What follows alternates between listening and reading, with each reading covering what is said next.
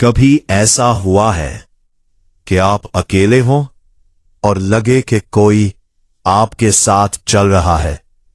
ये कहानी है एक ऐसे सफर की जो हकीकत से शुरू हुआ और खौफ में बदल गया। मैं जल्दी में था, इसीलिए दोपहर को ही शहर से निकल गया। सोचा था शाम से पहले गांव पहुंच जाऊंगा, मगर किस्मत को कुछ और मंजूर था। रास्ते में एक सुनसान जगह बस खराब हो गई। चारों तरफ खामोशी और दूर दूर तक कोई आबादी नहीं। काफी देर बाद मैकेनिक आया, मगर जब तक बस ठीक हुई रात हो चुकी थी। मैं उतरकर गांव की तरफ चल पड़ा। 3 किलोमीटर का कच्चा रास्ता और चारों तरफ अंधेरा, ना चांद ना रोशनी, सिर्फ सितारे और खौफनाक खामोशी। अचानक एक उल्लू मेरे सर के ऊपर से गुजरा।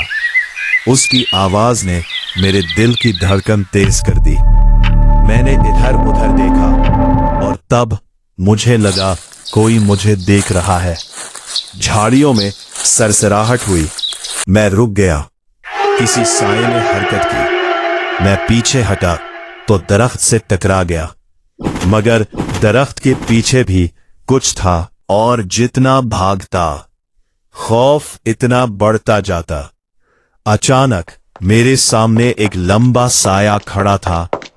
पीछे से किसी ने मुझे पकड़ने की कोशिश की और फिर मैंने देखा एक औरत दरख्त से उल्टी लटकी हुई।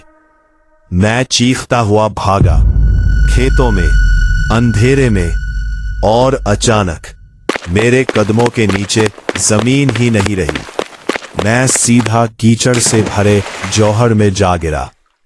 कीचड़ में लथड़ा हुआ मैं खुद एक साया बन चुका था। मैं फिर भागा और किसी तरह गांव के करीब पहुंच गया, मगर वहां एक नई मुसीबत इंतजार कर रही थी। कुत्ते। मैंने दरवाजा पीटा। अंदर से आवाज आई, कौन है?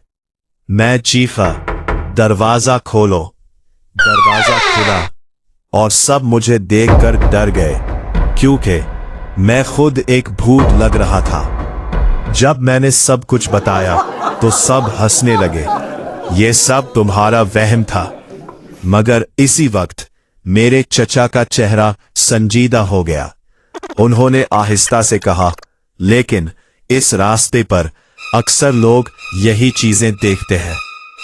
मैं खामोश हो गया। सवाल ये था, अगर ये सब वहम था तो फिर सबको एक ही चीज क्यों नजर आती है?